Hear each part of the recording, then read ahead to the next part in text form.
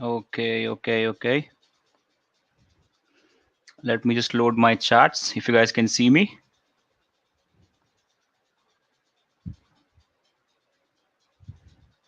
Hello everyone. Hello everyone. Good evening all. Good evening. Everyone, can you hear me? Can you see my screen, everyone? Am I audible to you guys? Please tell me that first so that I can confirm. Not audible?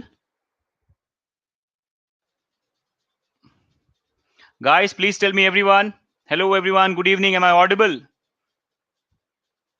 Guys, okay, that's great. I can see yeses now.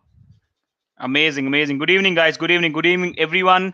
And I welcome you all to the second day of this HTML and CSS essential session. Okay, I welcome you all. And I really hope that you guys are excited to learn something new today as well.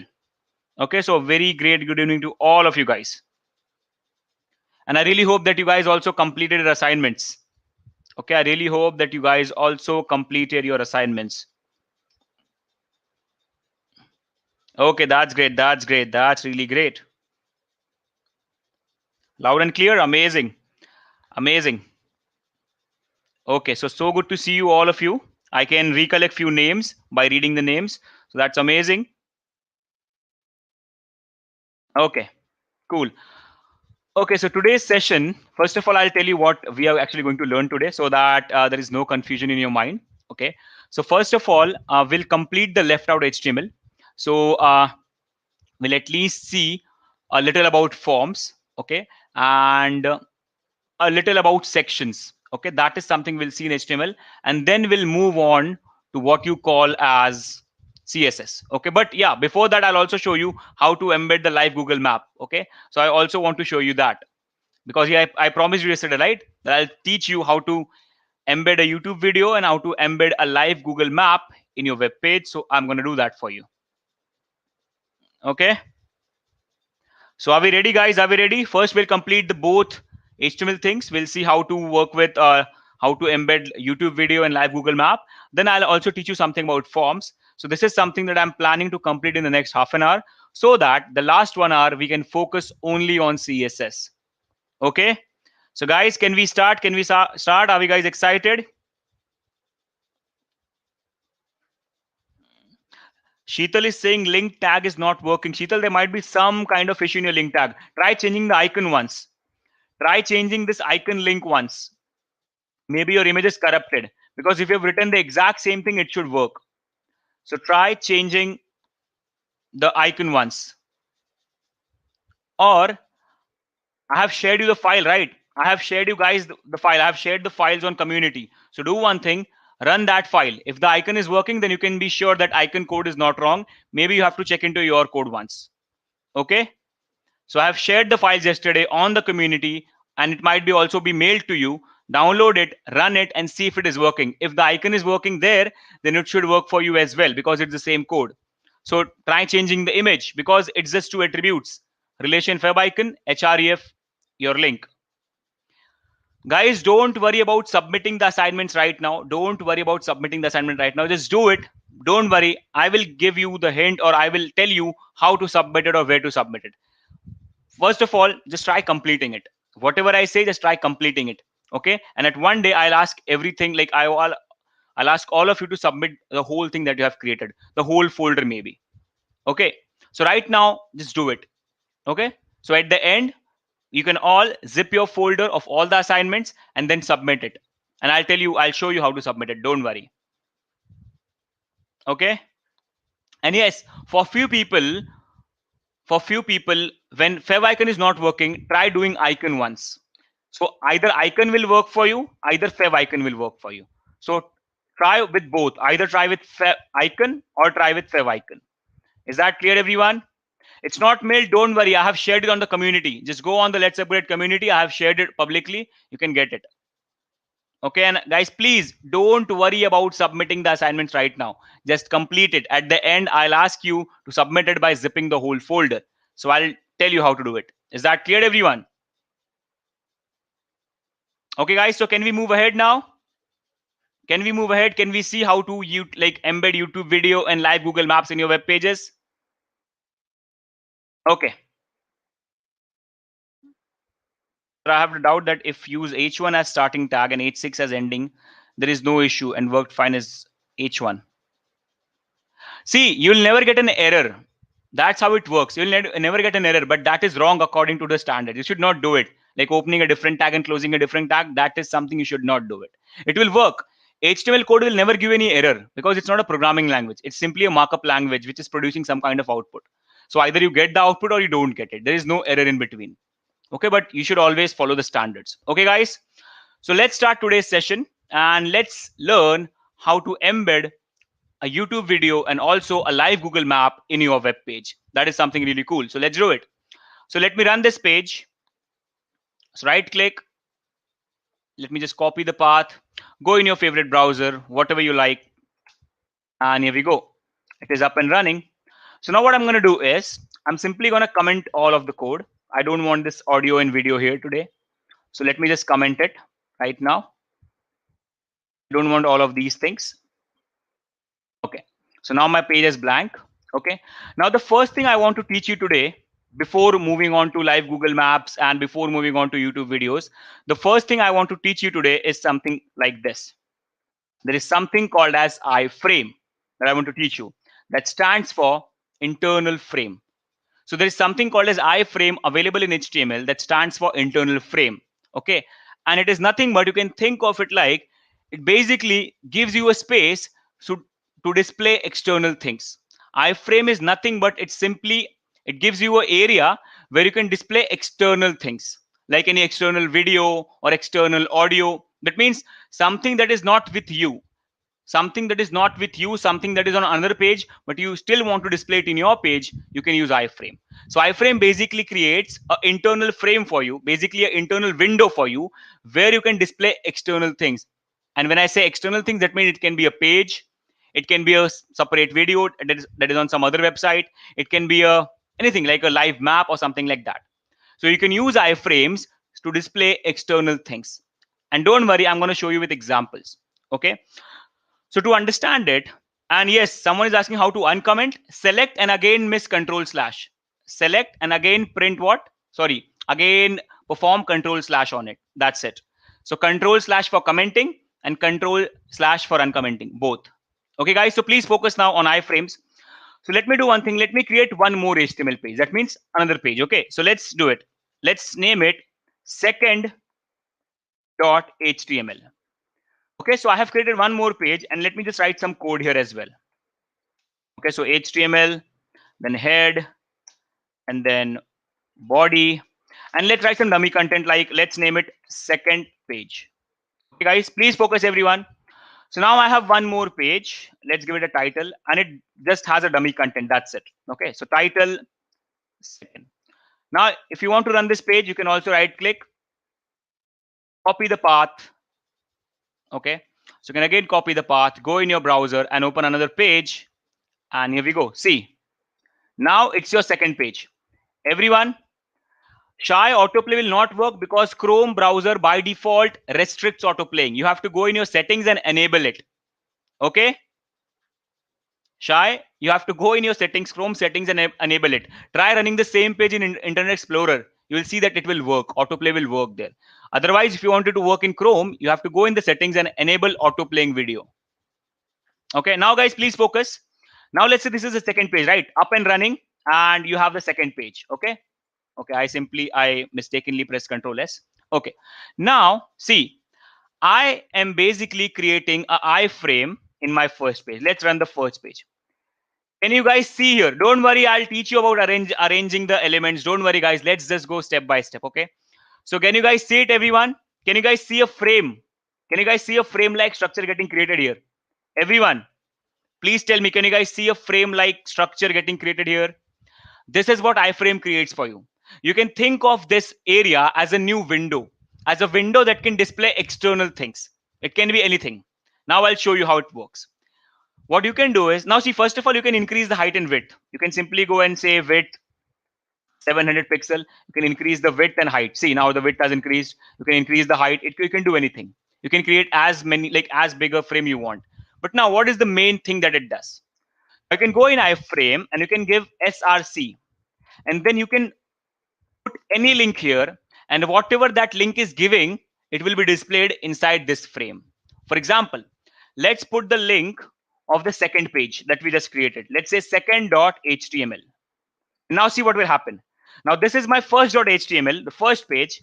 Refresh it and see the output of the second page. That means whatever the second page is displaying can be seen on the first page inside this frame. So iframe is basically helping you to display an external thing. Is that clear?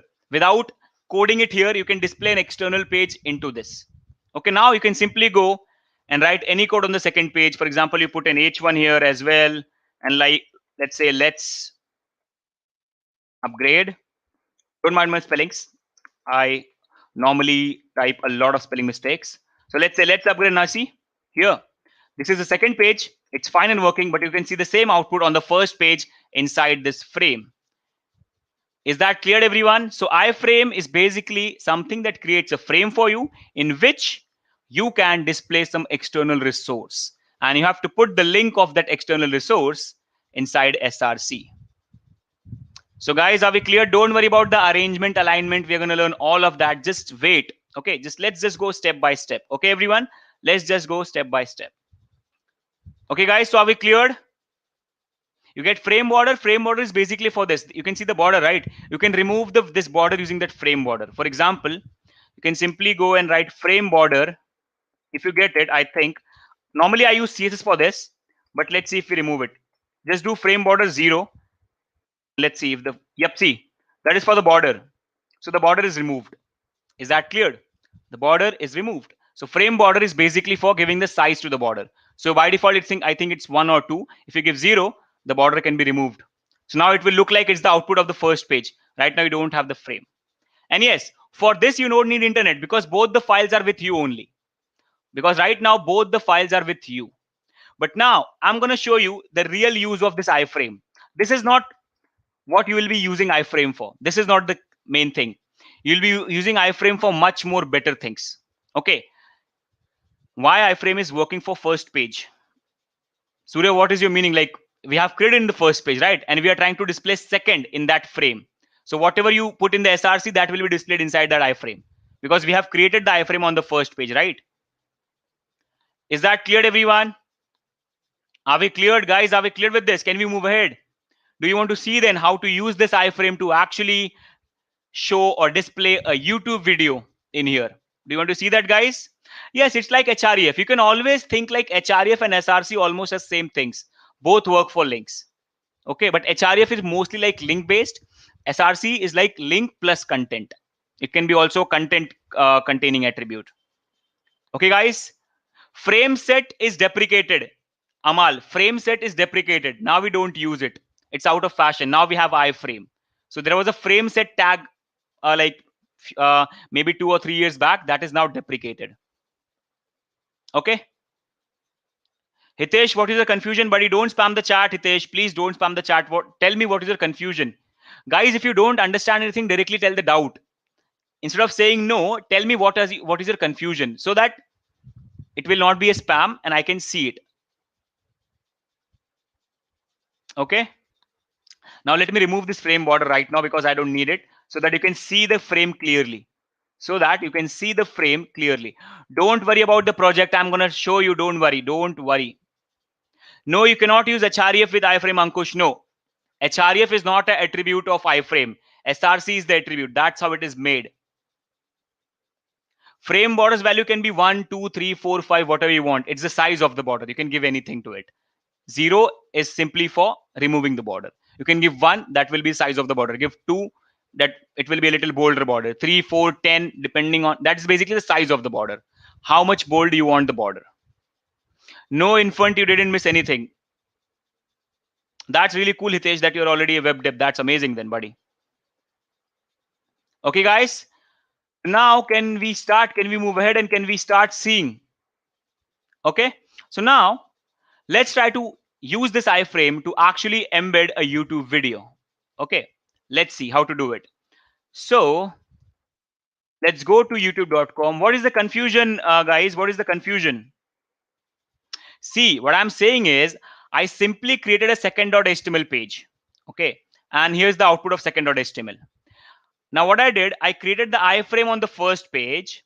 Okay, I created the iframe on the first page. Okay, I create the iframe on the first page, and inside that iframe, I want to see an external resource, that is second.html, and you can see it here on the first page. Inside the iframe, you can see the output of the second page.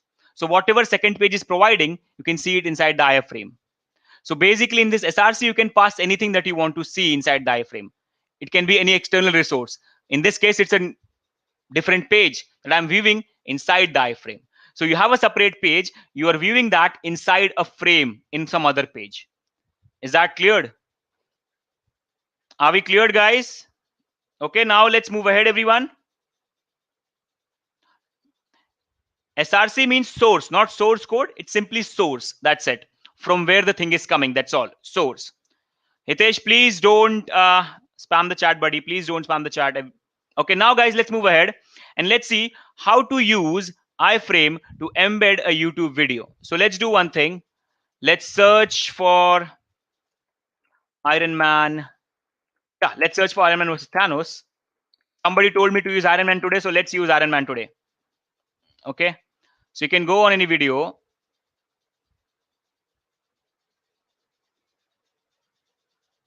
Let's play it. I hope it will play and we'll not see any ad.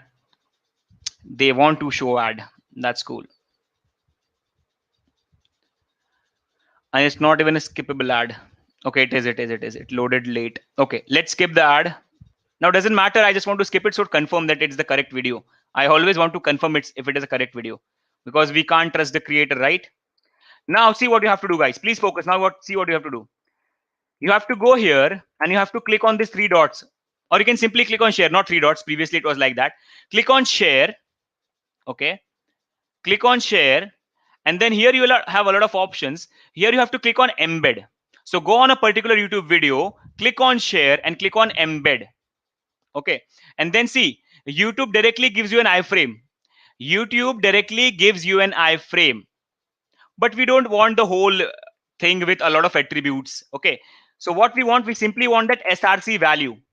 We simply want that SRC value. That's all. So just copy everything from here first. Okay. Let's see if it goes. Yeah, we just want that SRC value. Copy everything first of all. Close it. Paste it somewhere first. Okay. Now see, YouTube also gives you an iframe, but with a lot of attributes, and we don't want all these attributes. We simply are interested in this SRC. That's it. So copy this SRC. Okay. Just copy this SRC. Remove and just go in your iframe and paste that SRC. That is all. If you want, you can give it a height as well. So simply give it a height of, let's say, 500 pixels. Now save it and let's see it now, guys. And now this getting a little time to load because of the internet. Here we go. You have a YouTube video in your web page and it is playing. I hope you can see it, everyone. So now in your web page, you have a YouTube video. Are we cleared, everyone? No, you can't use its URL because this URL is of the whole page. This URL is not for that video. Its URL is for the whole page. You want only the video URL. Okay, Amal, are you getting my point? You only need the video URL. You don't want the whole page URL. The URL on the top is the whole page's URL, not only the videos. So to get the video URL, you can simply click on share, click on embed, and whatever you get here, simply extract the SRC from it, and that's it. That's it. Yes, Hitesh, I am an Indian, buddy. Yes. So guys, are we clear with this? Everyone? Amal, I told you, right? We can't use this URL. So guys, are we cleared? Now let me just shorten the iframe size, or let me just zoom out the page. Okay, so this is the current size of the frame. Sir, can you use the URL and show? Which URL? This URL. See, I'm saying you this is the whole page's URL. You can't use it, and YouTube is not allowing that. See, you cannot go on and take any web page's URL and put it. That is blocked. You cannot simply take any web page URL and show in your website. That is normally blocked. Okay, you can use your custom pages or you can use YouTube videos because they are allowing it. So basically they have made the restrictions clear. You cannot use any web page. But yes, if some people are not restricting you, you can use them. But that depends. YouTube is not allowing you for sure. Okay, guys, are we cleared?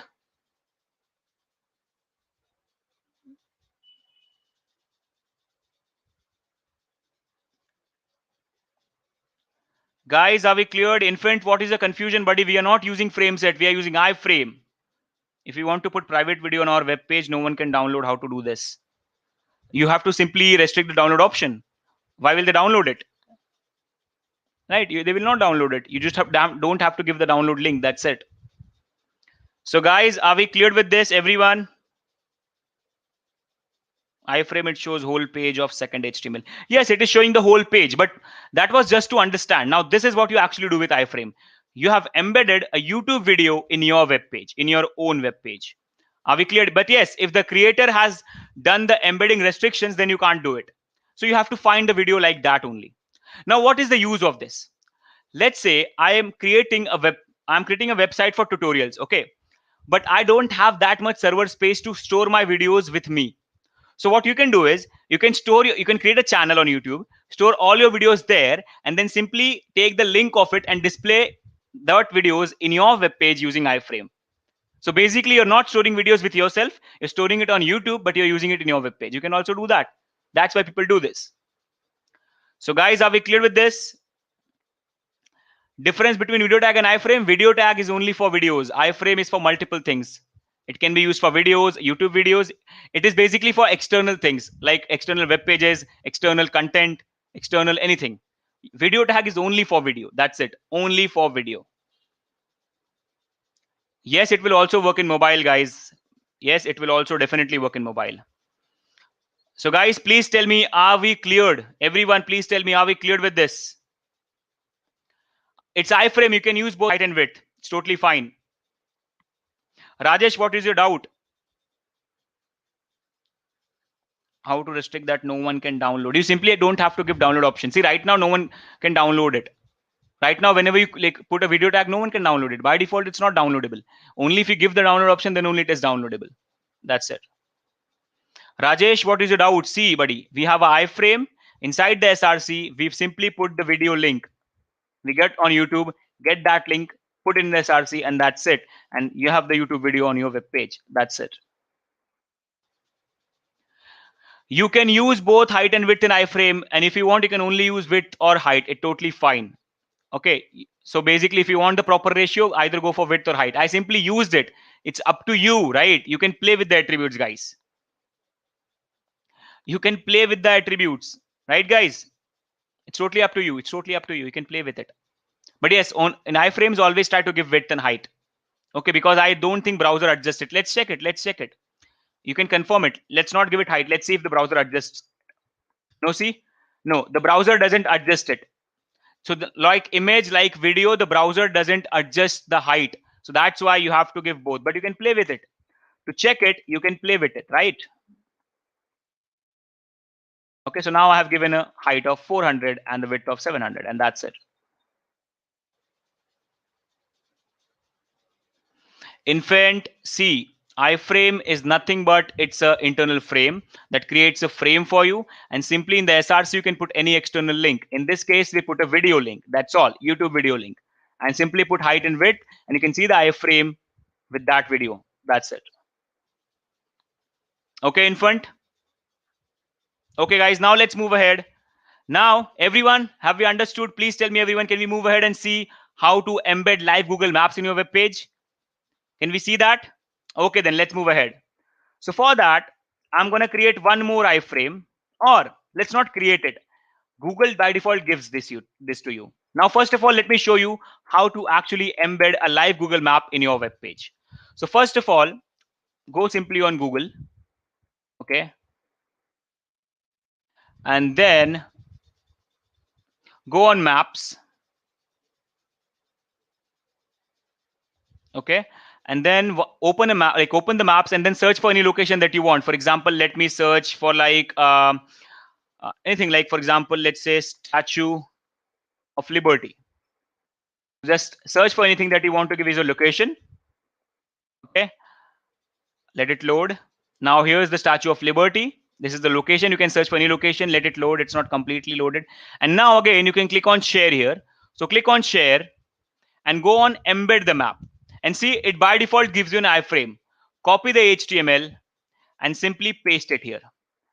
Now, see, right now I'm removing this because right now you don't have to understand all of this. Don't worry, this is CSS again. Remove all of it and simply use this. Width, height, and SRC is really big. Don't worry about it. It's just a SRC. So basically, I'm saying that Google Maps by default gives you an iframe, and that's it. Save it, refresh your page, and here you go. You have a live map. You can zoom it, you can move it, you can literally do everything here like a normal Google map. See, so that's how you put a live Google map in your web page. Now, if you want, again, you can increase and decrease the height and width of the iframe. So it's totally up to you. For example, you can simply give 1000 pixels here in the width. Let's see. See, here we go. It can be big, it can be small. It's totally up to you. Okay, so that's how you put a live Google map in your web page, and that's how people online, you have seen this on a lot of websites, right? This is how you put it. Okay, now it's like a normal map, but you can search for anything and you can put it here. It's totally fine. So guys, are we cleared? Okay, that's cool. Please guys, don't spam the chat. I'll request you to not spam the chat. Please everyone, don't spam the chat. Ask your doubts and I'll see it. I'll see everything cleared. Okay, but please don't spam the chat. Okay, cool. So simple, right? Simply go on Google Maps. Why it is not loading perfectly? Yeah, search for anything. Okay, first search for anything and then click on share, click on embed here and copy this code here. See, copy HTML, copy this, simply paste it. It will simply give you an iframe with a SRC, paste it and done. That's it. Okay, so again, search for something last time, see it, search for something, share, embed, copy this HTML and paste it in your page and done. That's it. Done.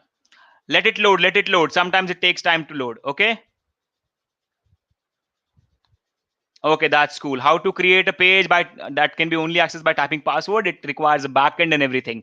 So that is something you will learn in advanced sessions that we teach, right? We have literally everything. So don't worry about it. If I'm for width and height, we don't need pixels. You don't need, but it's by default added. So you can write it. It's totally fine. You need it actually. You should put it. But even if you don't put it, they are by default considered pixels. Okay. So even if you don't give it, they are by default considered as pixels. Okay. So I hope it is cool to everyone. I hope you guys have understood.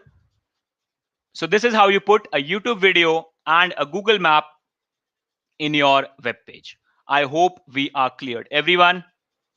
Now I'm going to start with a little bit of CSS and then we'll mix HTML and CSS both and we'll start learning. Basically, I want to mix CSS in this session right now so that we can mix both and we can go ahead. So guys, are we ready for CSS? But before that, are we cleared with all the things that we learned in HTML?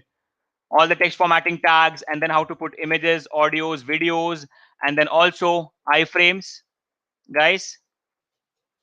Yes, you can also give user location, but for that thing, you have to use JavaScript. Yes, guys, see guys, whatever you guys are asking can be done, but it cannot be done using just by HTML and CSS. This is the maximum thing that you can do using HTML. But for other things like user location, live scores and everything, you really have to use some backend technologies. You cannot only use this.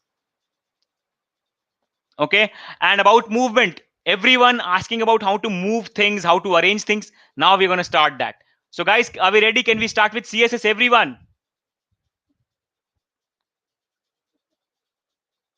Yes, yes, Navneet. Yes, why not, guys? See, it's a good question that Navneet is asking. Can we end iframe by this? And yes, yes, you can do it. It's totally fine. It's totally fine. I think it will still work. Let's see. Let's confirm it.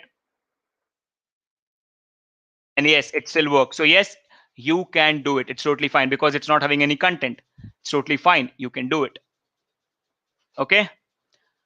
And don't worry, I'm going to talk about everything like div tag and everything BR. Don't worry, guys. Let's just go step by step. Okay, I have planned something for you. So let's go step by step. I'm going to tell you everything. Okay, now then, let's move ahead and let's talk about something called as CSS. So let's mix it right now and then we can learn HTML and CSS together. So I can teach you everything together. But I don't want to delay the CSS thing. That's why I'm doing it right now. Okay, then we'll mix everything and we'll learn everything about HTML and CSS together. Okay. So now let me open a notepad for you so that I can start explaining you what exactly is CSS. So till then, anyone, you guys know what is CSS? Please write on the chat, guys. Anyone? What according to you is CSS? Yes, Aryan, you can say that iframe is also an empty tag. So guys, come on, tell me what according to you is CSS, and please, I'm going to teach you a hell lot of CSS. Okay, so please focus. What according to you is CSS? Come on, guys, tell me. It's a question for you guys. Come on, fire in the chats. What according to you, what do you feel about CSS?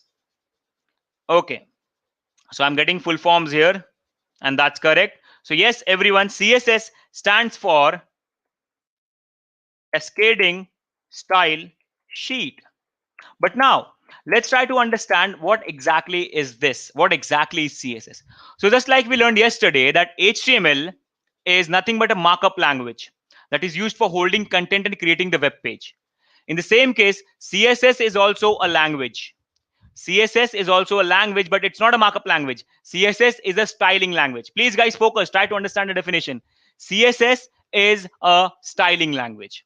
Okay, that works with HTML and its content. That means CSS works with all the contents that you create using HTML. For example, you create images, you create audios, you create videos, you create iframes, you create heading tags. So whatever you create with HTML, CSS works with them. But what is the use of CSS?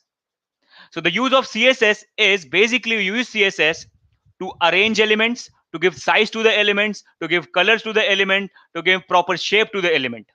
So basically, whatever styling you do on the elements can be done using CSS. So by using HTML, you only create the elements. But by using CSS, you give them size, you move them, you arrange them, you align them, you do everything. And that is what we call as styling, or you can also call it designing.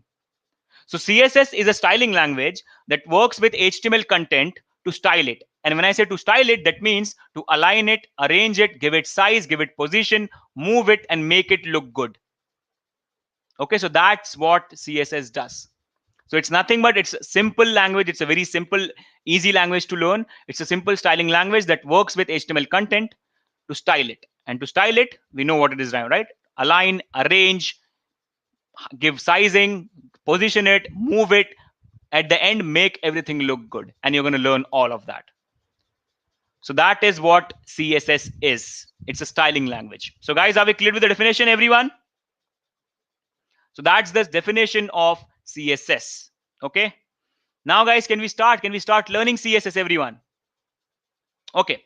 Now, just like we learned yesterday that HTML is a markup language and it is always written in tags. We learned it yesterday, right? That HTML is a markup language and it is always written in tags. Okay. Please, guys, one more thing. For the next 10 minutes, I would like you to focus. Please focus. If you understand the next 10 minutes of CSS, then CSS will be lifelong easy for you. Just try to understand the next 10 minutes about what I teach. Please, everyone, focus. Just listen to me once, okay? Everyone focus. The next 10 minutes are very important, okay? So now, just like we learned about that HTML, we write HTML using tags. So we learned about tags. So CSS is also language. That means there will be a way to write it. Just like you write C using void main, just like you write Java using public static void main. There is a standard of writing each and every language. There is a way of writing. So what is the way of writing CSS? Because it's a styling language. It's not a programming language. It's not a markup language. So let's see. So remember, CSS is always written in property value format. CSS is always written in property value format. Now, when I say property value, I mean like this. First, you write the property, then you give a colon, then you give the value, and then semicolon.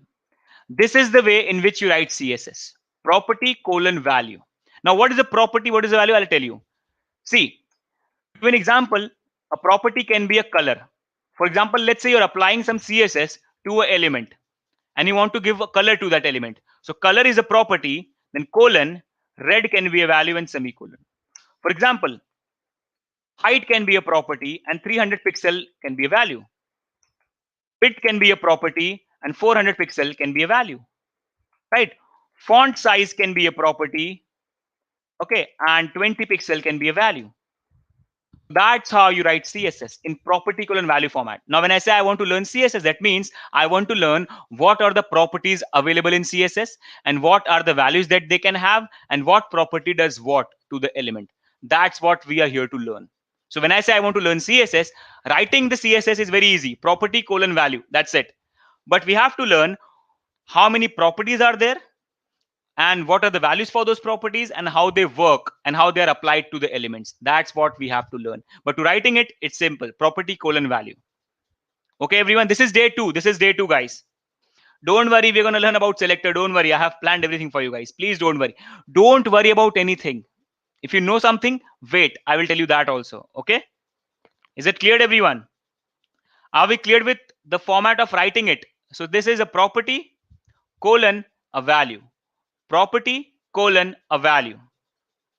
Okay, guys. So that's how you write CSS. But now the main important thing here is, even if I write CSS, how will I tell this CSS that you have to apply on a particular H1 or on a particular, what you call, on image tag, right? How will I tell this CSS property value format to get applied on a particular element?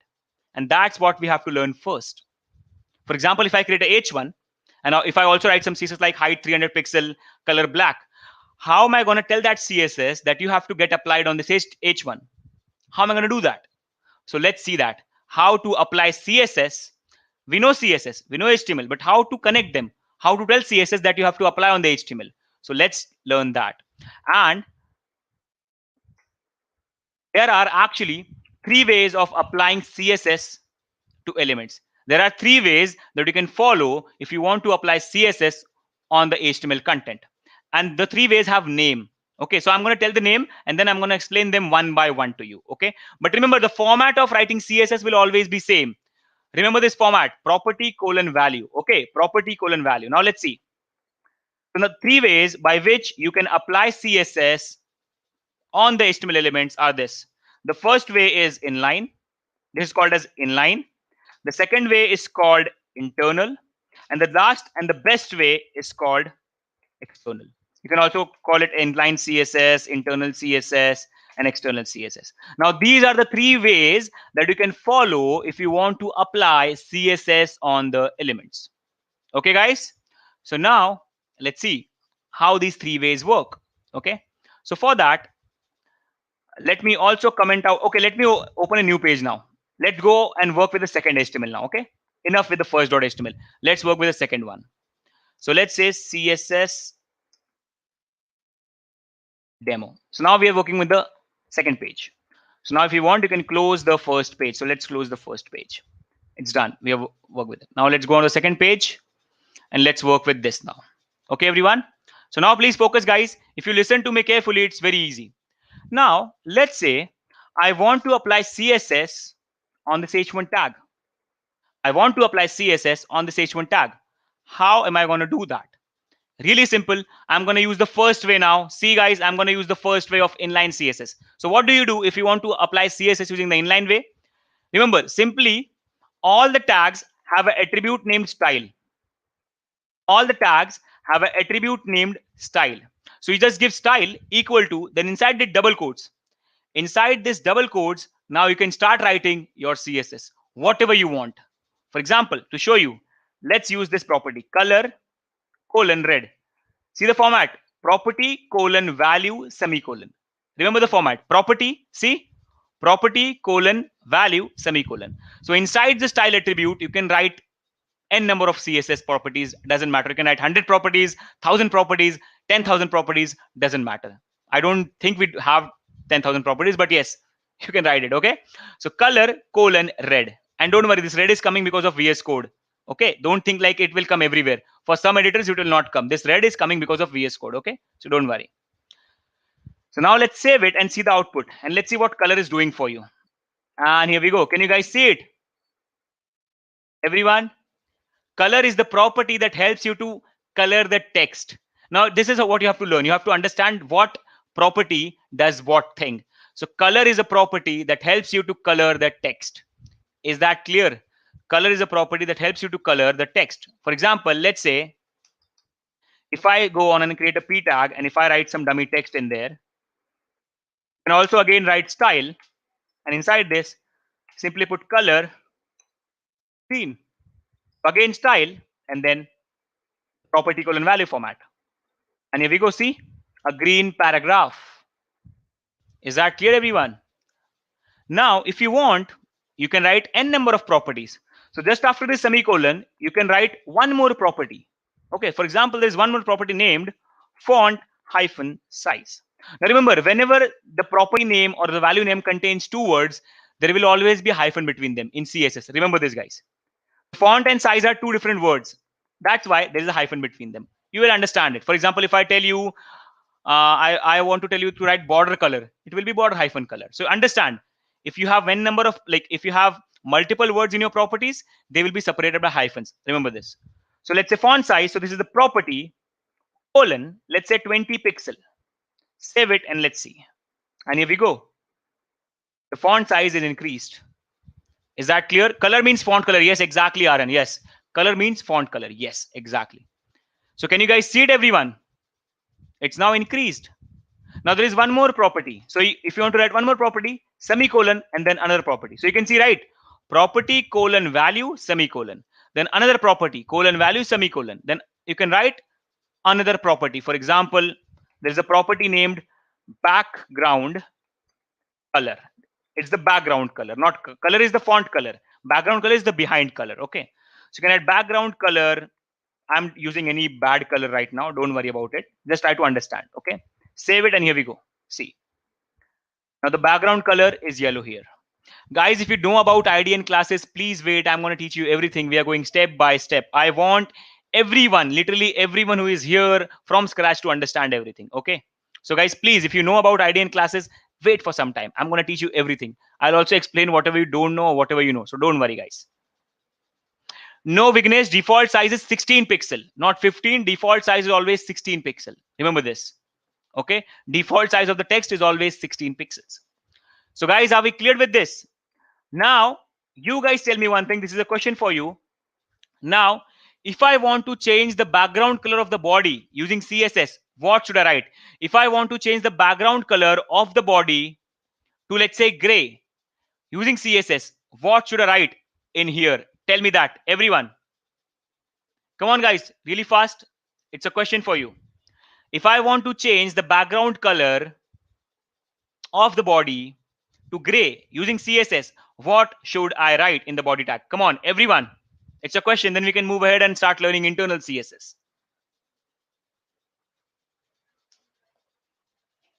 Can we use gradient for styling? Yes, we can use gradient. Yes, not a problem at all. Guys, come on, tell me. Can you hear my question, everyone? What should we write in body? No, I don't want to use BG color. As I told you yesterday that BG color is deprecated, right? So I'm telling you that I want to use CSS. Please, guys, hear me out. I want to use CSS. I don't want to use that BG color. Simply go and write style, again CSS, and then again background color, and simply put gray. And that's it. Same CSS stuff. No BG color. It should be background color. Okay. You don't write BG color here. BG color is an attribute, and you should not use it because it is deprecated. Okay. And that's it, guys. Thank you so much. You guys have got correct answers. That's amazing. That means you guys are learning. That's amazing, guys. That's really great. Okay, that's cool. Now I don't want it, but as you guys have answered, that is amazing. I'm really happy. Okay, cool. Now we know what is inline CSS.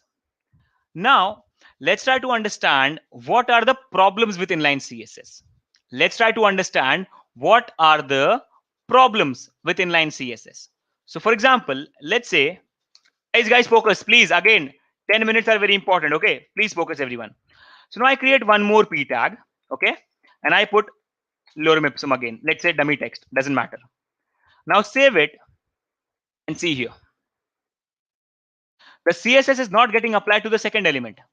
And again, if I want to apply it, that means I have to write the exact same thing in the next p tag as well. That means if I have 3 p tags, I have to write the same styling for 3 times. If I have 10 p tags, I have to write the same styling 10 times. That means I have to write the same code again and again, again and again, 1,000 times if I have 1,000 elements. And that is one disadvantage of inline CSS. And the disadvantage is, like, what is the disadvantage? The disadvantage is that in inline CSS, in whichever tag you write CSS, it is only limited to that tag. It is only applying to that tag. It will apply to no other tag. So if you want to reuse any CSS, you cannot. You have to write it again. That means I have to copy this and write it again here for this p tag. And if I have 10,000 p's, I have to write it 10,000 times. So that is one disadvantage of inline CSS. That means there is no reusability. You have to write the same code again and again, again and again, again and again. Okay, everyone? So that's the issue of inline. So how to solve it? So to solve it, you have the next way, that is this internal CSS. So let's see how it works actually.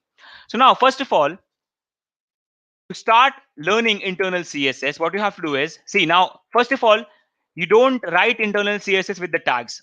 Now what you do is you come on the top, inside the head, below the title or above the title, doesn't matter, but always try to be below the title. Below the title, put a style tag. So put a style tag. Now, in between this style tag, in the opening and closing of the style, in between this style tag, this is the area where you can write CSS. This is the area where you can write CSS. Okay, is that clear, guys? Now this is the area where you cannot write HTML, but you can write CSS. But how to write it? For example, let's remove all this. Okay, I'll just keep one so that there's no confusion. I'll also comment this. Now let's say I want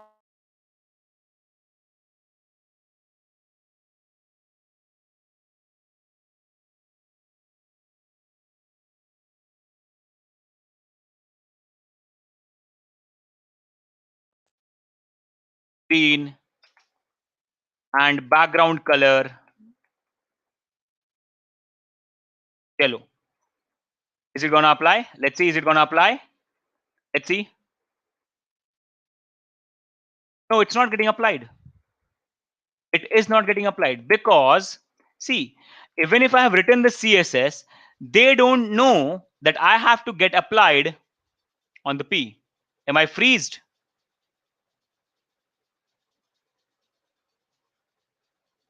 Oh, this thing, I'm freezed. Why is that happening? Okay, is it okay now? I can see it now. Guys, is it okay now? Everyone? Guys, is it okay now? Can you see me? Can you hear me now? Please tell me.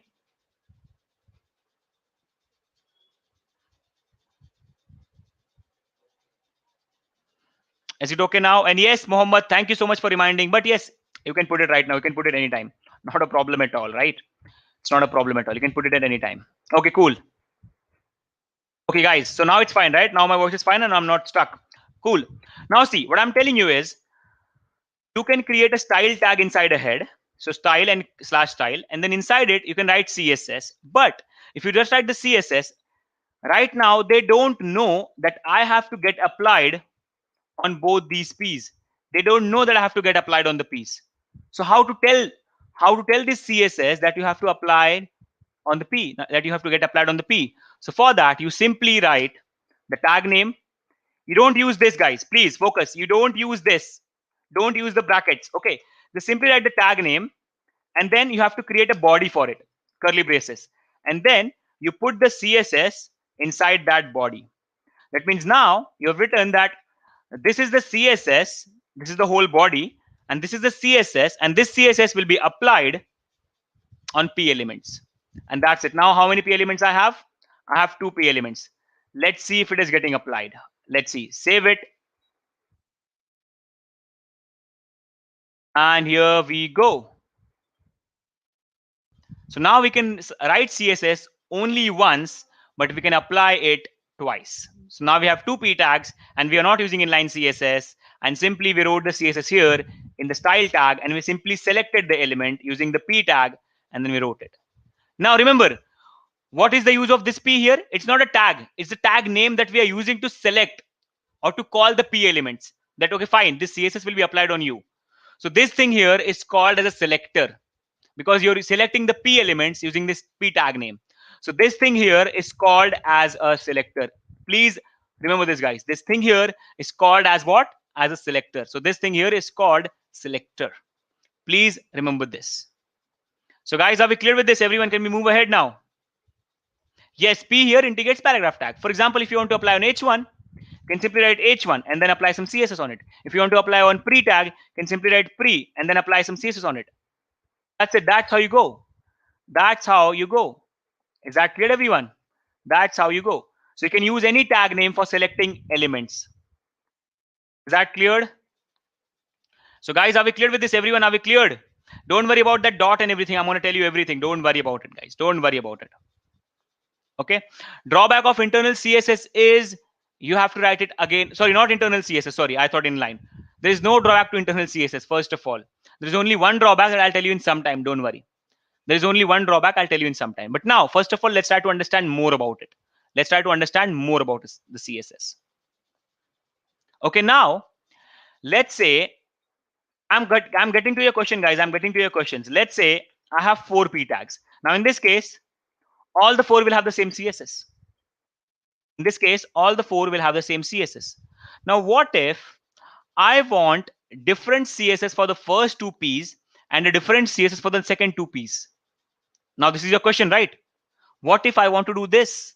What if I want different CSS for the first 2 Ps and different CSS for the second 2 Ps? What should I do then? Okay, because if I use the P selector and write the CSS, all the 4 are P and it will be applied. So now this is the problem. The problem is the selector. The problem is all 4 are P. Okay, so now for this, what you can do is you can give them a different identification. You can give them a different identification by using something called as class. By using something called as class. That's it. By using something called as class. Now you can give any name to in the class. For example, I give it para1. That means now this element can be identified or selected by 2 things, either by its tag name or by its class name. Simple. Please, guys, remember this. Now this P can be identified using 2 elements. You can think like 2 names. You can think of class like a nickname. For example, my name is Saurabh, and if I have a nickname, I can be called using 2 names, one by my original name, one by my nickname. So class is nothing but you can think of it like a nickname. So now the original name is P, but there is also a nickname named para1. And now if you want to select this P element, you can call it using 2 names, either by its tag name or by its class name. Is it cleared, everyone? Guys, are we cleared? Everyone, please tell me, are we cleared? Okay. Now, let's see what if I want to apply CSS on this P element by using its class name. How can I do that? How can I do that? And that's really simple. You again go here, and now instead of P, you write another name. You write the other name that you have given it, para1, and then you apply the CSS. For example, you apply, let's say, color red. Let's say background color gray. But there's an issue. When you write a selector, CSS always thinks that it's a tag name. So to tell CSS that this is not a tag name, this is a class name, you have to put a dot in front of it. You have to put a dot in front of it. So whenever you use a class name to apply CSS, whenever you use a class name as a selector, you have to put a dot in front of it. Always remember this. Is that clear, everyone? Guys, please hold your doubts. I'm going to explain you everything. People asking me, can we have 2 Ps with the same class? Don't worry, I'm going step by step, right? You can see it. So let's go step by step. Okay, don't spam the chat, guys. Don't spam the chat. So when you want to select an element using a class name, write the class name, but in front of it, you should have a dot. That's how the CSS understand that, okay, fine, this is the class name. Now I have to select the element based on the class name. Now let's see if it is working. And here we go. See, all the 3 are following P. All the 3 are following P, but the first one is following what? Para1. Because the first one has 2 names. It has para1 as well. So all the 3 are simply P, but the first one is also having a different name, that is para1. And if I apply anything to para1, it will be applied. Are we clear, everyone? Guys, are we clear with this? Okay. Everyone, are we clear with this? Please tell me, everyone, are we clear with this? Yes, you can also use P1. Doesn't matter. You can give any name. That's what I'm telling, right? You can give any name. It's up to you, right? Okay. Now, don't worry. I'm also going to tell you about ID and I'll also tell you why to not use ID. Don't worry. Let's go step by step. Now, please, guys, please focus here. I'm telling you something very important. What if I give font size only in P? Please, guys, focus. I'm giving font size in P. Yes, Akshata, I told you, right, that you can use any name for the class. So yes, you can go for P, P1, P2, P3, para 1, your name, doesn't matter. Okay, you can use any name. Okay, now see guys, I'm giving font size 30 pixel to P tag. Okay, let's see what is happening. See, font size of every P element is increasing. Now you can tell me that, sir, if I'm not giving font size to para 1, if I'm only giving it to P, why the first element is getting font size? Because in its heart, it's also a P. So it will get the CSS from both the places. Okay, it will get the CSS for both the places. Okay, and only CSS that I'm trying to override using para 1, that will be changed, but the common things will always be same. For example, see, it is not receiving font size from para 1, but it is receiving from P. That's fine. It is receiving color and background color from both. So in that case, it gave the higher priority to para 1 and took that. But font size is only coming from P. Doesn't matter. I can take that font size. Simple. Is that clear? Sachin, buddy, please don't pump the chat. That's not a good way to ask questions, buddy. And what is the class time? It's 7:30 every day. Okay. Is that clear, everyone? That's cool. So guys, are we cleared? So now see, remember, they have two names. That means they can have CSS from both the places, but it's just about priority.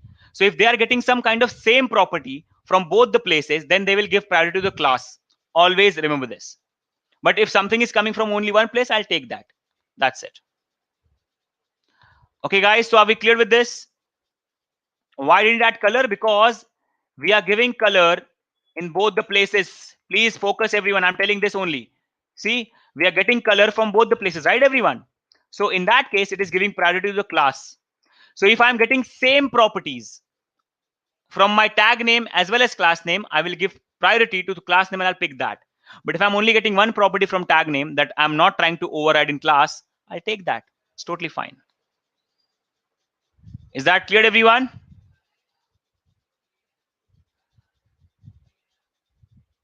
Okay, I hope we are cleared. Difference between font size 30 pixel and font size 10%. I'll tell you about difference between percentage and pixels. First of all, you have to understand.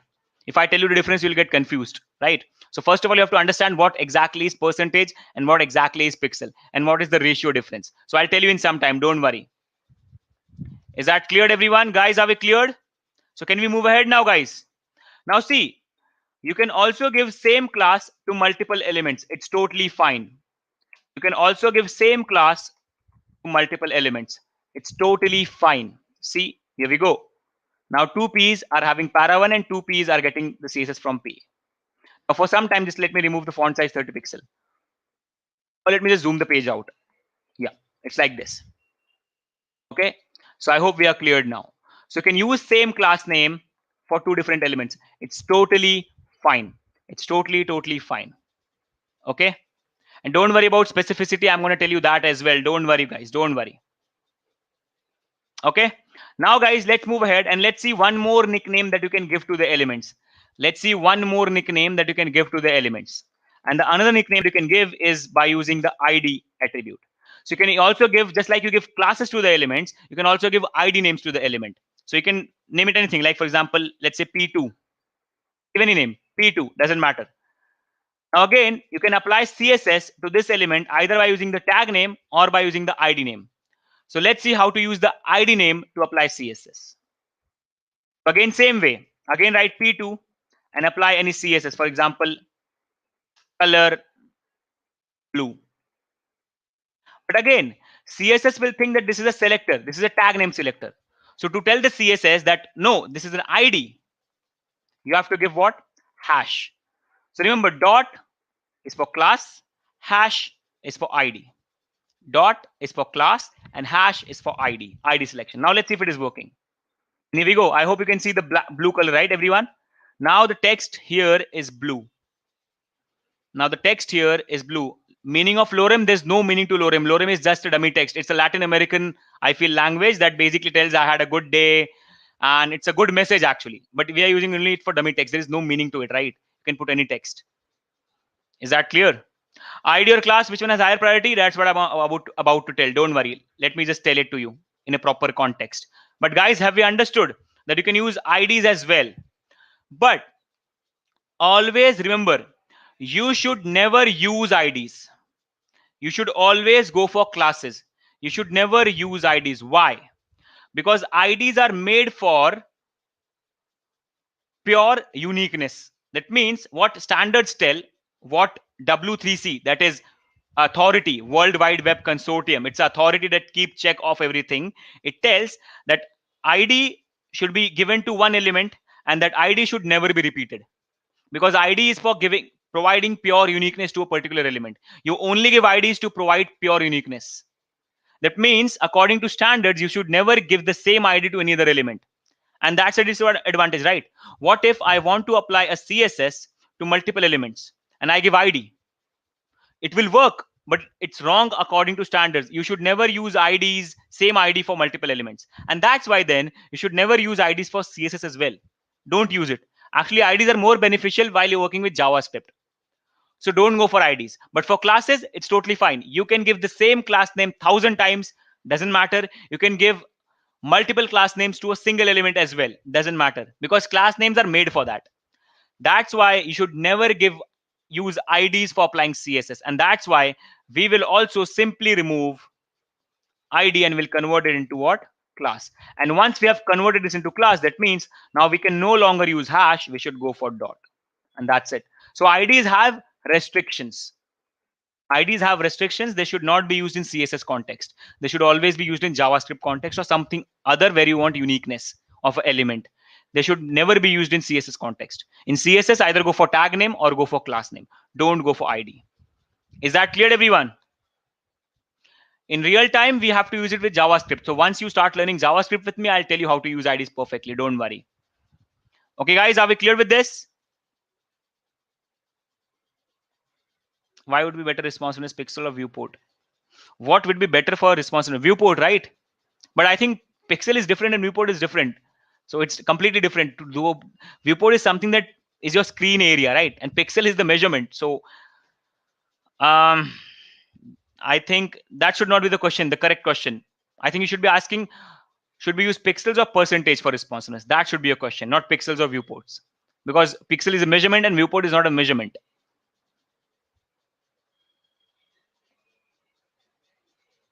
Sir, why do we use ID where we can do it inline CSS? See, you know the disadvantage of inline CSS, right? That's why we don't use inline CSS, because in inline CSS you have to do a lot of repetition. That's why we don't work with inline CSS. And then we go for internal CSS or external CSS. Okay. Okay, guys. So are we cleared with internal, everyone? But please tell me, are we cleared, everyone? Guys, please tell me, are we cleared? Okay. Advantages of ID. Don't worry, I'll tell you when we learn. It is used for providing unique name to an element, because an element can share its name. An element can be a h1, an element can be a p, and you can have multiple p elements. You can have multiple class names. But if you give ID, that ID can never be repeated. That means you can give a name to an element using ID that is unique for that particular element. For example, let's say I keep my name A1Z. Just think of it. I keep my name A1Z, and let's say no one in the world has that name. So that's my unique ID. That's my unique ID. So if you go for A1Z, you will only get me, no one else in the world. Okay, that's just like your roll number in your classroom. It's unique just for you, because let's say if my name is Saurabh, I can have different Saurabh in my classroom. Right? I can have different Saurabh in my classroom. So my name can be same, my class can be same, but my ID will never be same. Is that clear, everyone? Guys, so ID is basically you give an ID to element so that you can give a different name, a unique name, so that that name can never be repeated for anyone else. Okay, and don't worry, you'll understand about that thing. Don't worry about it. Okay, guys, are we cleared? Now let's move ahead and let's see what is the disadvantage of internal CSS. So there's only one disadvantage, guys. The disadvantage is it's in the same page as HTML. It is in the same page as HTML. And the disadvantage is your CSS code can go to 1,000 lines, 5,000 lines, 10,000 lines. And your HTML code can also go to 1,000 lines. So if you have two different types of code in the same file, and if you want to change CSS, you have to like scroll, scroll, scroll, come up. You want to change HTML, scroll, scroll, scroll, go down. You have to always go up and down, up and down, up and down. Okay. And that is one issue. Okay. And that's why for writing bigger CSS, you should not use internal. Okay. If it is small CSS only for 100 lines, 10 lines, you can simply use internal CSS. But if it is big CSS, don't go for internal. But yes, before moving on, guys, I want to make one announcement to you guys. Tomorrow at the same time, you have a placement preparation session where we are going to teach you about everything about placement, like how to create resumes, how to like prepare for interviews, how to sit in interviews, how to answer questions. So it is going to be one of the most important sessions for you all college students and everyone who are trying to prepare like for interviews in future. So tomorrow we're going to tell you all the secrets about creating a perfect resume. So if you're like confused in how to create resumes, how to write things, how to, don't worry, we are here for you. Tomorrow at the same time, in the same batch, you have a placement preparation session where we're going to teach you everything about creating a resume, everything about how to be in an interview, everything about how to behave, everything about how to answer tough questions and everything. Okay. So I really hope that you guys will be tomorrow, available tomorrow at the same time. And then again on Friday, we'll meet and we'll continue with CSS. So that was the announcement I wanted to make. Tomorrow, we are having a placement preparation session at the same time in the same session. Okay, so guys, so please tell your friends as well. Yes, tomorrow there will be no HTML class. Basically, that is one session that we wanted to conduct in between it. Okay, so tomorrow you have this session, and again on Friday, we'll continue with our session where we're going to start building the project. Okay, yes. So it's the same session. It's the part of the essentials. Basically, see, that is the important thing, right? You learn all the essentials, but you also learn how to prepare for the interview. So that is one session dedicated completely for interviews. So please also tell your friends to join in so that they can learn how to be in interviews. You'll be taught by proper company professionals about interviews, guys. So please be there. Okay, everyone? Okay, so I hope everyone has understood, and don't worry about the pixel and percentage. We'll see it in 5 minutes. Don't worry, guys. Please, please, please. Don't worry. Don't worry about anything. Let's first learn the basic of CSS. Then we'll move ahead and see what is the difference between pixels and percentage. Don't worry, guys. Don't worry. Don't worry, guys. Don't worry. Okay, everyone? So now you have understood the disadvantage of internal CSS, right? That means everything in the same page, you have to scroll up and down if they become big. So that's why we always prefer what? External CSS. And there is only one difference between internal and external CSS. Everything else is same. The only difference is external CSS, you have a different page. In internal CSS, you write the CSS in the same page. In external CSS, you write the CSS on another page. That's it. That's the only difference. Everything else is same. So I'd like to show you that. Okay, let's see. Save it. Let's go on and create a new file. And this time it will be a CSS file. So let's go on and let's also name it second. And now the extension will be .css. Extension will be .css because it will be a page completely dedicated to CSS. Okay. And now see, the way of writing here is exactly same. Selectors and CSS. So you can simply come here, copy everything from here, remove it and paste it here. And remember, no need of a style tag here. See, style tag was needed there because you wanted to mention that I'm writing CSS. Here you literally are creating a CSS page. So no need to mention that you're writing CSS. You can directly write it. And now if you want, you can simply remove the style tag from here. But now, see, it will stop working. It has stopped working. Why? Because now, how will the HTML know that that is my CSS page and I have to take CSS from there? How will it know? They can't know it, right? They don't understand it. Like, okay, fine, second.css is my CSS page. I have to go and take my styles from there. How will they know? That's simple. Let's do it. You simply have to link both the pages using the link tag. We use the same tag to create the shortcut icon, right? Fav icon. We're using the same tag to link the CSS as well. So simply go in link. Now here there will be relation, and now the relation will be called style sheet. Don't mind the spellings, style sheet, because the file that you're trying to link here is basically a style sheet, just like you had fev icon in the relationship, because the file that you're trying to link was an icon. Now the file that you're trying to link is a CSS page. That's why the relation is style sheet. And then put href and simply put the link or the name of the page. So simply put second.css, and that is it. Save it. Now I have the CSS page. I have the code on it, exactly same code that I wrote in internal CSS. And now I link the page, and let's see if the CSS get back. And here we go. There's only one difference, guys, between internal and external. And the difference is, in external, you write it on the page. In internal, you write in the same page. That's it. So these are the three ways of applying CSS on HTML elements. One is inline, where you write it in the tag. One is internal, where you write in the same page of HTML. And external, where you write it in another page. Okay, everyone? Is that clear? Yes, you can use multiple relations, Akshat. Yes, we can go for multiple relations. Not a problem at all. About project, guys, please don't worry about it. Please don't worry. Let's first learn the basics. You'll see what is the project. I have planned a really great thing for you. Don't worry, guys. Okay, let's focus on whatever we're learning currently. Don't worry, I have planned everything for you. Okay, don't worry at all. You'll see the project and then you'll admire it. Don't worry. We're going to create something really great. We all are going to create it. Okay. And now about the priority, ID has the highest priority and tag name has the lowest priority. So ID has the highest priority. Always remember this. But we don't use IDs. We simply use classes and tag names. So classes have the priority, highest priority. That's it. But normally ID has the highest priority, then classes, then tag names. Okay, remember this, guys. Please remember this. Nope, nope, nope. You don't have to rename HTML and CSS file exactly same. I name it so that I can remember it, that this is the CSS file of this. That's just a convention that I personally follow. It should not be for you. You can do the same thing. You can give the same name or you can give another name. It's totally up to you. Okay, everyone? Okay, guys, are we cleared, everyone? Are we cleared? Can we move ahead now?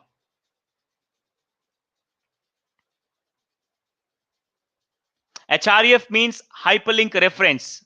href means hyperlink reference, and you don't have to name both the files with the same name. No, not at all. I just personally prefer it. You can give different names as well. Okay. Yes, you can do the same code in Notepad. You can do the same code in Notepad++. You can do it anywhere. VS Code is not mandatory, but it's a good thing. Okay, guys. So now can we move ahead, everyone? Okay, because now the thing that we're going to learn is going to be very, very important. Like really very important. Okay. So for that, I'm going to clear my page. So I'm going to remove everything. Removed everything. Cleared the page perfectly. No elements. Clear HTML page. And also I'm going to clear my HTML completely. Done. Sorted. Sorry, CSS. We are little confused about CSS file and ID. I mean, Aman, what is your exact doubt, buddy? Where are you confused? Why didn't we use slash in the link tag? You don't have to. It's not needed there. If you want, you can put it. It's totally fine.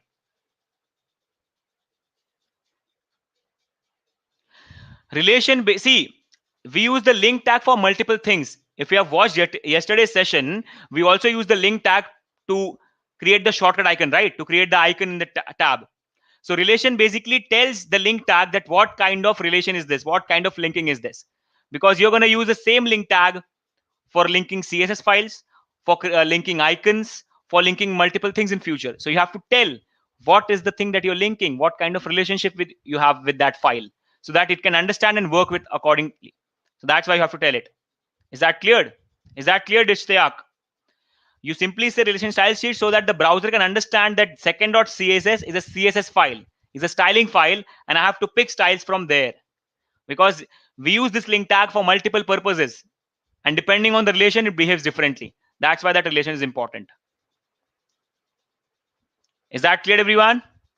Don't worry, Gitanjali. That's what I'm telling, right? Let's learn a bit of CSS, then we can go together. Don't worry. I just wanted you guys to get introduced with CSS today. Don't worry about forms and everything. We're going to do all of that. Don't worry about it. Okay? Okay, guys, so let's move ahead now and let's see.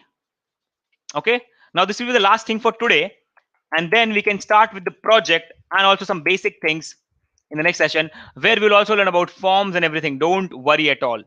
Don't worry at all. A tag is for creating clickable links so that you can go somewhere. Link tag is for internal links. Veena, is your doubt cleared? A tag is for creating links that you can click and go there. A tag basically navigates you to some other link. Link tag is for internal inclusion of things. Internal inclusions. Is that cleared? Tarun, please, buddy, don't spam the chat. I personally don't prefer live server. Okay, I basically believe that, like, about refreshing everything. So yep, but I use live server in a lot of things, like in React when I do my projects and everything. But when I do HTML and CSS, I personally like to have my habit of this. But if you want, you can use live server. But I also suggest, because sometimes what happens is with live server, sometimes you make some changes. See, first of all, it's an extra load on the PC. It's an extra load on the editor. Second of all, when you use it, sometimes if it hangs, then you can't see your changes and you'll think what is happening. That's why I personally prefer to always refresh my page by one so that I can confirm that if there is any error, okay, fine, I have to solve it. I know that there's a problem. Okay, is that clear, Tarun? Okay, guys, so now let's move ahead. Okay, and let's see how to create containers, right, in HTML, because now we know how to create images, we know how to create videos, we know how to create audio, we know how to create iframe, we know how to create text.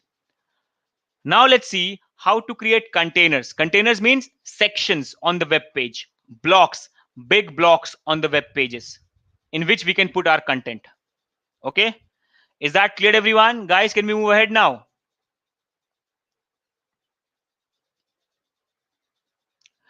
No, see, no. We just want your 10 friends to register on Let's Upgrade, not in any course. Just register on Let's Upgrade. If they go in course, amazing. You just have to register them on Let's Upgrade community. That's all. That's all we want, Sri Nikita. That's all we want. We just want them to create an account so that they can like have all the opportunities of learning with us, sharing their code, sharing their doubts and everything. Okay, guys. Okay, can we move ahead now? So let's see how to create containers in HTML. And for that, when I say containers, that means sections or blocks on the web page, blank blocks in which we can put our content and move them. Okay, so let's see. So the first tag that we have to create a container is this div. Div stands for division. It is a tag that will help you to create a box or a container on the web page. Let's see how it works. I'm going to give it a class and I will get a class of 1. Basically, I'm giving it a class because I want to apply CSS using the class name. So class 1. And then I can come to CSS and I write dot 1. Okay. And now you can simply give it a height. Let's say height of 200 pixels, width of 200 pixels, and background color of red. Guys, please focus. I'm also going to tell you the difference between pixel and percentage. Everyone, please, everyone, focus. So see, I create a div and I give it a class 1, and then I apply some CSS like height, width, and background color. Let's see what are we creating here. Save it, refresh. Can you guys see? There's a block created of 200 pixel and background color red. Can you guys see it, everyone? Are we understanding it? Now, if you want, you can increase the width and height. Totally up to you. You can go to 1000 pixels, and here we go, a bigger section. So this is what you can use to create blocks on your web page. And blocks are one of the most important things on web page. They help you to create sections. They help you to create proper divisions in your web page so that you can divide your content and put them properly. They help you to move your elements here and there. Okay, so please try to understand now, guys, please. The class name can also be a number. Nope. You should never start with a number. You should never give a like only a number, and you should never start with a number. It can be like this, 1 1. It should not be like 1 1. And it should not be like 1. So you can end with a number. In between, you can have a number. Don't have a number in start, and don't just give only number. Okay. So here we go. This is how we create a block. Okay, let's move ahead and then I'll tell you. Okay, guys, please focus, everyone. Now, I'm going to tell you a very important thing about pixel and percentage. Okay, please focus, everyone. Please focus now.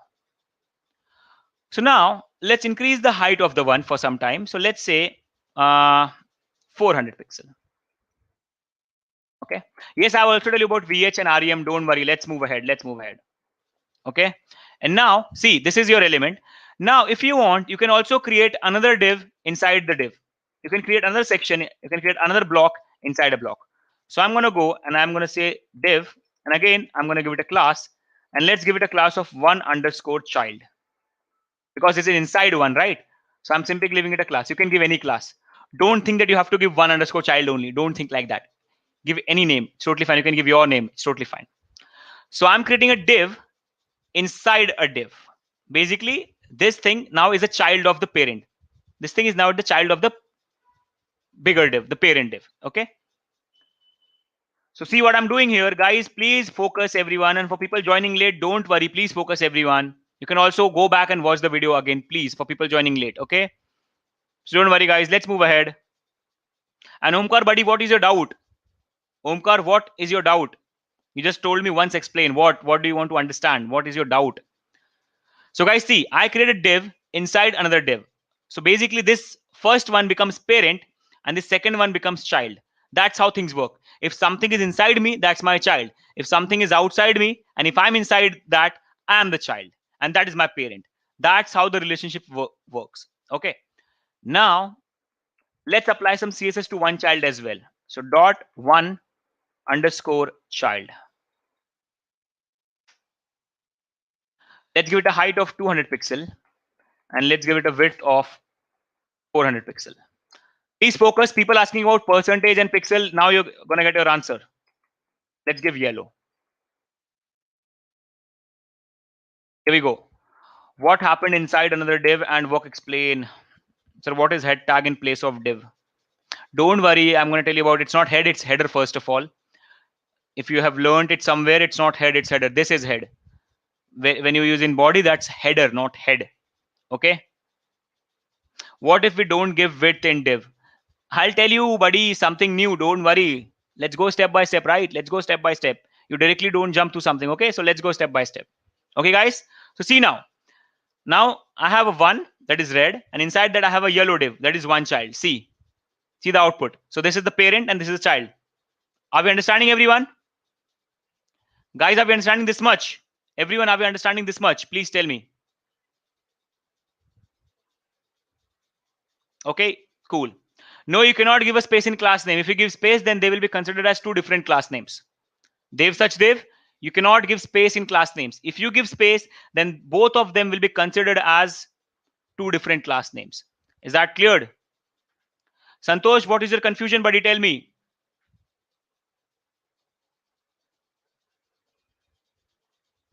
Okay, cool. Now, guys, please focus. Now, see, let's try to understand the difference between pixel and percentage. So see, what is pixel? Pixel is just a measurement. It doesn't depend on anything. If it is 1000, it is 1000 everywhere. If it is 1000 here, it is 1000. If it is 1000 in mobile, it is still 1000. That means, see, if I see now, the red div is a 1000 pixel div. If I resize my window to a lesser size, it is still 1000. See, I get a scroll bar down here because it is still 1000. So 1000 pixel always, see, so if this is 1000 pixel, it will never change. If the screen goes below, it will have a scroll bar. If the screen is big, you can see it. 1000 will always be 1000. That means pixels never change. Pixels never change. Pixel is pixel. The counting will always remain same. If you open it in mobile, if you open it in PC, pixels are same everywhere. So pixel is just measurement. For example, if I say 100 centimeters, so if you give 100 centimeters to me, and if you give 100 centimeters to a big man, like a 10 feet man, 100 centimeters are still same. Doesn't matter, right? Are we cleared, everyone? So 100 centimeters will always be 100 centimeters. Put them anywhere, in a bigger cage, in a smaller cage, doesn't matter. They will still be same everywhere. So that is how pixel work. Pixel is fixed. That's it. A fixed width. That's it. Are we cleared, everyone? Guys, are we cleared with this? So 1000 pixels will always be 1000 pixels. If the screen is small, It will be a scrolling thing. If the screen is big, you can see it directly, but pixel is always pixel. Okay, guys, are we cleared? Everyone, are we cleared? Guys, please focus on the current topic. I'll just suggest you don't worry about all the topics that you're mentioning here about what you call how to like responsive and everything. I'm going to tell you everything. Don't worry. Let's just go step by step. That's why I'm telling from the first session, right? Let's go step by step. Please focus. Okay. Now, let's talk about the percentage. Now, remember, percentages always depend on the parent. Percentages always depend on the parent. For example, if you give me a width of 100%, so my 100% is always my parent, and his 100% is his parent, and my child 100% is me. Percentages always depend on the parent. For example, now I'll give you example. See, if I simply go and if I give 1200 pixel to the child, if I give 1200 pixel to the child, now see, oh sorry, not height, I want to give it width. Okay, see now, the parent's width is 1000 pixel and the child's width is 1200 pixel. See what is happening. The child is growing larger than the parent because pixels are fixed. If I'm 1200, I'm 1200, I'm gonna grow. Doesn't matter who is my parent, doesn't matter who is my child. Pixels are fixed. If you're 1000 and I'm 1200, I'm bigger than you. Pixels are fixed. Okay, Sachin Kumar, please don't spam the chat, buddy. Please don't spam the chat. What do you want to understand? You're just saying, sir, explain again. What? What do you want to understand? Please tell me that at least. Okay. Sachin, please don't spam the chat unnecessarily, buddy. If you have doubt, directly ask the doubt. Don't spam the chat. So what is your doubt? Now I'm asking, what is your doubt? Tell me that. If we are only doing for spamming, don't do it, buddy. Please, that's not a good thing to do. Okay. Yeah, that's what I'm doing, Omkar. Please focus, buddy. That's what I'm doing. I'm saying pixels are fixed, right? So see, the parent was 1000 pixel and the child is 1200 pixel. So child is basically bigger and it is going bigger. That's it. That means pixels don't depend on anything. Pixel is a measurement. You give it, it will be that like that. Now, percentages always depend on the parent. That means, see, if I give 200 pixels, now 200 pixels. If I give 400 pixels, it's 400 pixels. Cool. But now, if I give 100%, now remember, as I told you that for a child, the parent is the 100% limit. Remember, for a child, the parent is the 100% limit. So if I give a child a width of 100%, it will try to become exactly like parent. See here. Yellow is exactly covering the parent. If I give 50%, it will be 50% of its parent size. That means if you give measurement in percentages, it is always relative to the parent size. So I don't care what is my parent size. It can be as small as this, it can be as bigger as this, but he will always be 100% for me. And again, Ankush, you're asking what is the better to use, percentage or pixel? It depends. We have both, and depending on the need, we have to use both. And you're going to learn that. When I create the project, I'm going to use pixel and percentages both.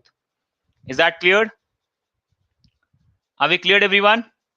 Yes, exactly, Zian. Percentage is the ratio relative to the parent. Exactly.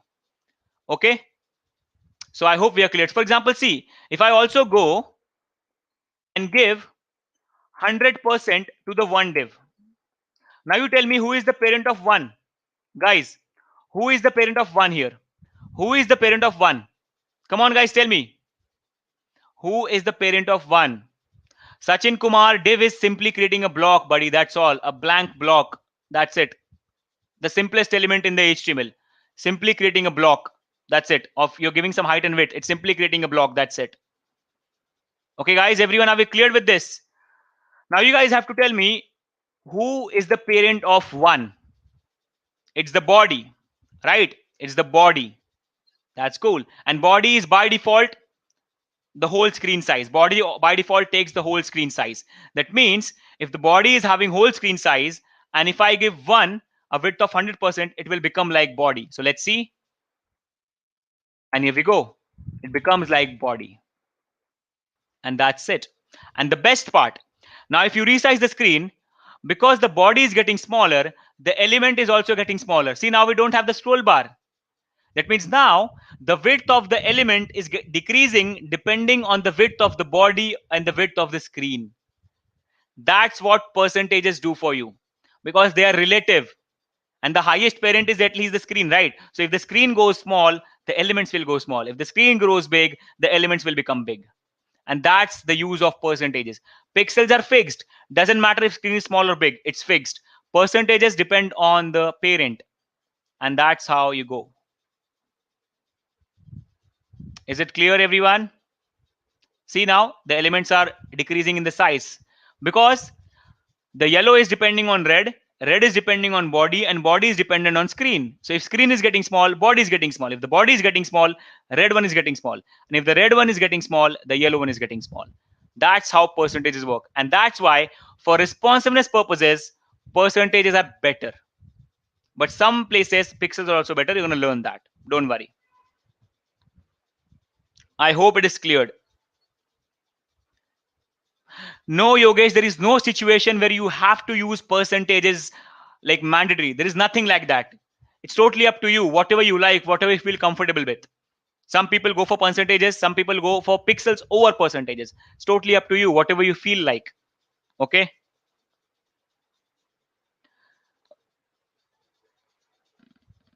Are we cleared, everyone? So see, simple, right?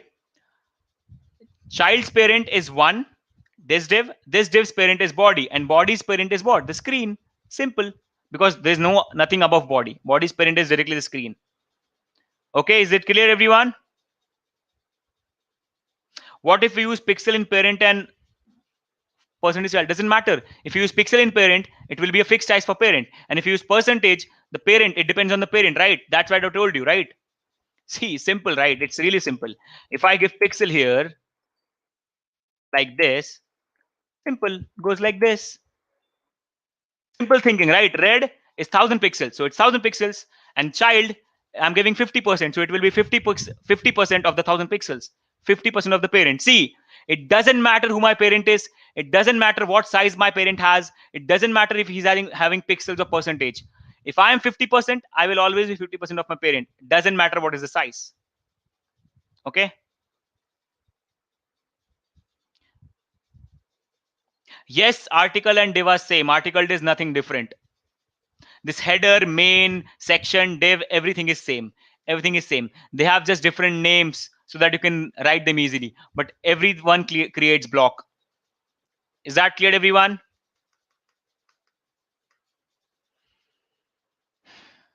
So guys, are we cleared? Yes, we are also going to cover flex topic. Yes, buddy. Yep. Okay, now people asking about VH. First of all, what is the meaning of VH? Full form of VH is viewport height. Okay, now what is viewport? Please, guys, please don't worry. Okay, now what exactly is viewport? Viewport is nothing but the current screen that you can see. That is your viewport. Anything that goes below screen, that is not your viewport. Viewport is the current screen that you can see, the current area of the screen that is you can see. That is your viewport, and the viewport height is that much only. For example, if you're in YouTube, you can see the video, you can see the chat section, you can see some videos below them, and you cannot see all the other things. So the complete thing is the page, but the area that you can see, the frame that you can see, that is what we call as viewport. Okay, and if you want, you can just give a height like this, 100 VH. That means I want to cover the complete viewport height. 100 VH means complete the cover the complete viewport, and that's it. Let's see. Here we go. See, red is completely covering your viewport, exactly like viewport. We have a scroll bar because we have a space here, and there's a reason of that space that I'm going to tell you in some time. Okay. Footer is also just a section. That's it. Footer is also a section. That's it. What if child is greater parent in percent? It will grow bigger then. If child is greater, it will always grow bigger. Don't worry. Footer, Sachin, is just a section. You have just given a name so that you can create it down. They just want you, basically, if you're creating a div for footer, don't name it div, name it footer. But don't get confused. Footer also creates sections. Is that clear, everyone? Now see, we have a space here. Don't worry about the space. I'm going to tell you what exactly that is. Don't worry about it.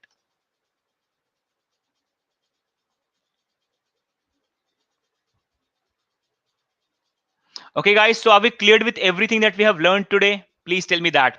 Because in the next session, we'll again do one more CSS session where I'll tell you about margins, where I'll tell you about padding, where I'll tell you about flex boxing and arranging elements. And then after that, in the last two sessions, we are going to build the project. So there will be one more session for CSS and HTML, understanding of CSS and HTML.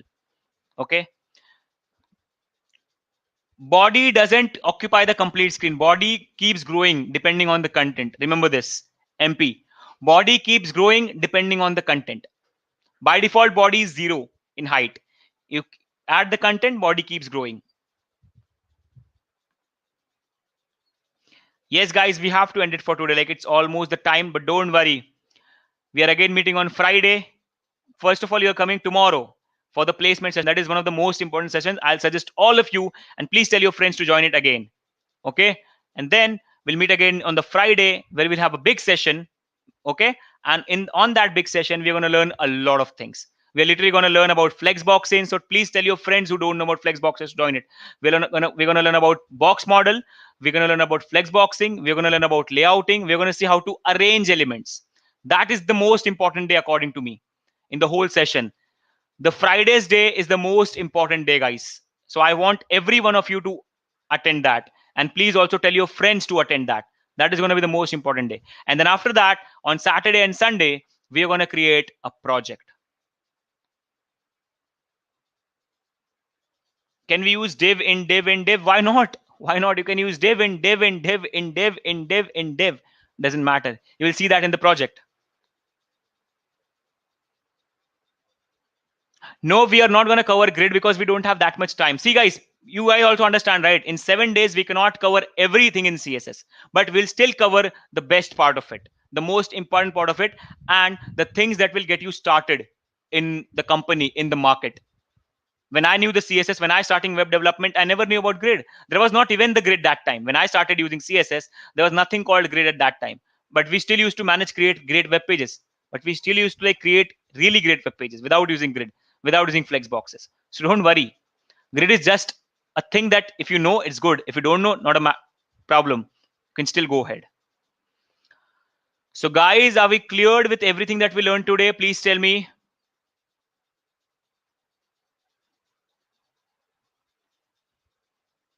And don't worry, guys. Don't worry about images adding in divs. We're going to see everything on Friday. See, guys, we're going step by step. So hold your future doubts. We're going to see everything on Friday. We're going to see really everything on Friday. Okay. Okay. Now, tomorrow's timing is again 7:30. Exact same time. Exact same time, guys. Exact same time. Now, I'm going to tell you the assignment and you're also going to get a mail about it. Okay. So don't worry.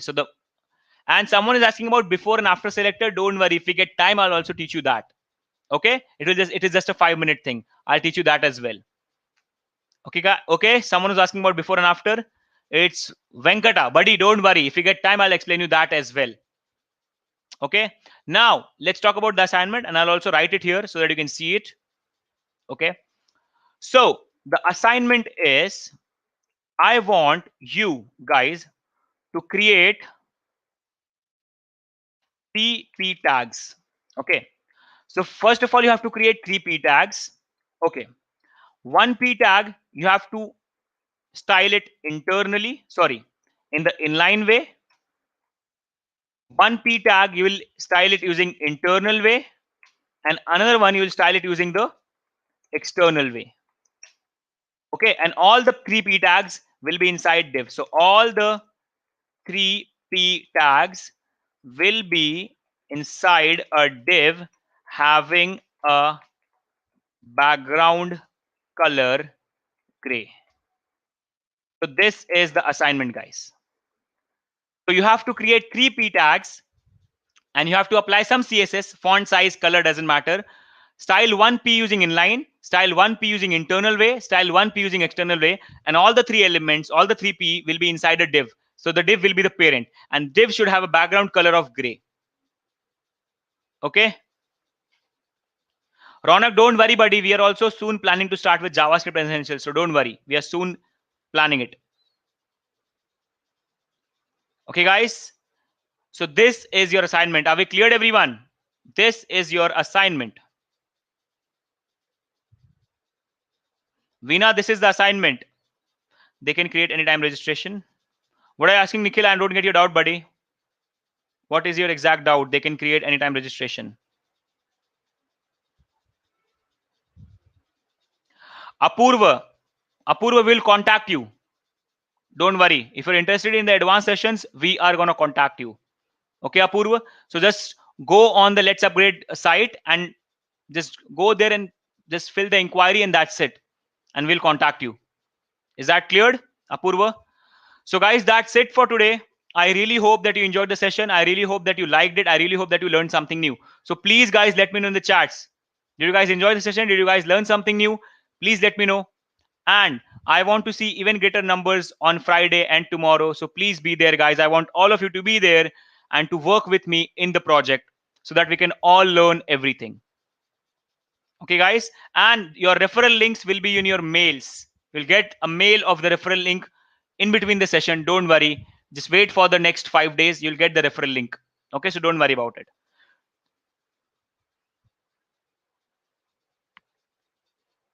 Is that clear, everyone? Guys, in community, I share the files. You can download the files and then you can see it.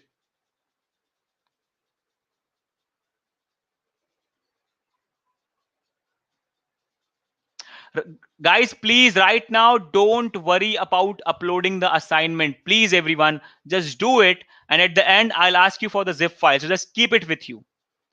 Guys, please perform the assignments and keep it with you. Right now, please don't worry about submitting it. Just do it. At the end, I'm going to ask you about submitting the assignment. Okay, everyone? Please. I hope you can hear me, everyone. Please don't worry about submitting the assignments right now. Please, everyone. Okay? And if you're not getting mails, guys, please register on Let's Upgrade. I tell everyone, like, I want every one of you to register on Let's Upgrade and go in the community. I post everything there. So please be there, okay? And don't worry about submitting the assignments right now. Ayan, if you're not getting mails, let us check. Let us check what is the problem. And if you have not registered, please register yourself first. Sachin, no submissions right now, buddy. Don't worry. You don't have to submit it. What styles do we give each P tag? Whatever you want. Give any color, give any background, give anything. Doesn't matter. Sachin, you don't have to submit assignments, buddy, right now. Don't worry. Just do it. At the end, we'll ask for submissions, okay? Yes, you can give class and ID to the same tag. Yes, Rupam, you can give class and ID in the same tag. Yep. You can do it in the same file, Rama. It's totally fine. You can do it in the same file. You can do it in the same file. Okay, Ayan, we'll check it. Maybe there will be a problem at our side. I'll check it. Ayan, I'll check it. Don't worry, buddy. And the attendance link is in the chat, guys. Please go on and fill it. It's very important. Okay. Attendance link is in the chat. Please go on and fill it so that you guys get the certificate of attendance. Okay. Please do it. Please go on and fill the attendance form. It's in the chat. See, it is pinned here. I think you can see it. Jyotsna, are you there? You can like just put the attendance link in the chat once more so that everyone can get it. If you can, please. Yes, guys. So now you can go. Okay. Thank you so much for attending. And I want to see even greater numbers on Friday and tomorrow. So I hope you will be there. Please tell me, guys. I really want you guys to be there and learn with me. Okay. So I hope you guys will be there. Okay. So thank you so much. And that's it for today. We'll meet on Friday directly. Please attend tomorrow's session. It's very important. It's going to be very helpful for you. And please attend Friday's session. Again, I want to see all of you there. Okay, everyone? Yes, yes, Gayatri. Div, you can give class to div. You can also give class to P's. Doesn't matter. To apply background color, I'm going to share this file. You can use the background color. See, this is what to use to apply the background color. NK Rao. I hope you can see it, right? This is what you do. Background color to div. Simple. Class name and background color, whatever you want. Okay, guys. So that's it for today. And for people asking my name in community, you can simply search for this as Gupta 8MZ. Just search for this and you'll get it. Okay. So that's it, guys. Thank you so much. Thank you so much for attending. And I'll see you on Friday. Please attend tomorrow's session and I'll see you on Friday. Okay, guys. Bye bye, everyone. And please hold your doubts now because we are ending it. So we'll solve it on Friday. So hold your doubts, ask it again on Friday, and I'll solve you. Okay. Bye, everyone. Thank you so much for attending, guys. Good night.